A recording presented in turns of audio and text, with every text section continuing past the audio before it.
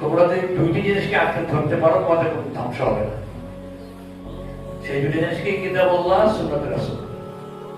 আল্লাহর কিতাবকে আর আল্লাহর রাসূলের সুন্নাহকে আঁকড়ে ধরতে পারি, আমাদের কোনোদিন ধ্বংস হবে না, দুনিয়াতে হবে না, আখিরাতে না যেতে হবে।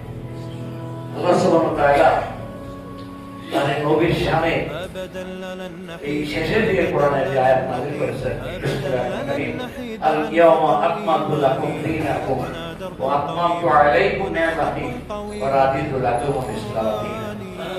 আজকের দিনে তোমাদের জন্য নিয়ামতকে পরিপূর্ণ করে দিলাম এবং দিনকেও পরিপূর্ণ করে দিলাম, জীবন ব্যবস্থা হিসেবে ইসলামকে মনোনীত করলাম।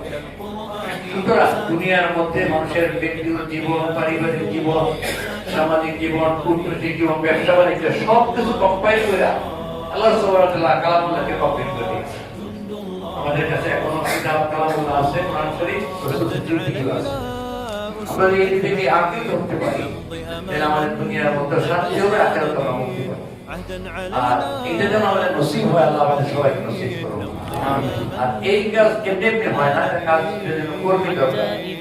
আমি যেন এই কাজের জন্য কর্মী হিসেবে কাজ করতে পারি, আপনার দোয়া চাই। মানুষ আল্লাহর হেদায়েতের মুহতাজ।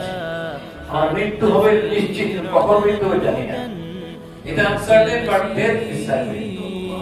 সেই দিন যে কিয়ামত জারি হবে, ওই কঠিন দিন হবে। সব আমলনামা দেওয়া হবে, ইকরা কিতাবাকা কাফা বিনাফসিকা ইয়াওমা আলাইকা হাসিবা।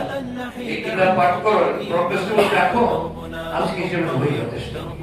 সেই দিন হিসেবে কঠিন হবে। আমাইয়া আমা মিসকালা যারাতিন খায়রান ইয়ারা ওয়া মাইয়া আমা মিসকালা যারাতিন শাররান ইয়ারা। সৎ কাজ যত ভালো কাজ করলে সেটাও প্রস্তাবিত হবে, সৎ কাজে যত খারাপ কাজ করলে প্রস্তাবিত হবে।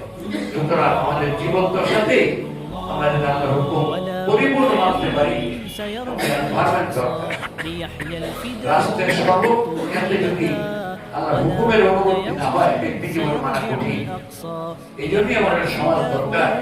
এই সমাজে প্রত্যেকটা জায়গায় আল্লাহর দিনের অনুসরণ হবে, আমাদের সমাজে আল্লাহ রাব্বুল আলামিন আমাদের সবাইকে এমন একটি সমাজ কায়েম তৌফিক দান করুন।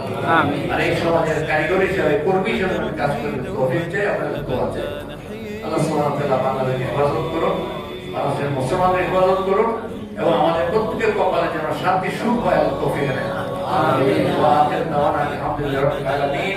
আসসালামু আলাইকুম ওয়া রাহমাতুল্লাহি ওয়া বারাকাতুহু। دربنا درب قويم، دربنا درب قويم بالهدى القرآني.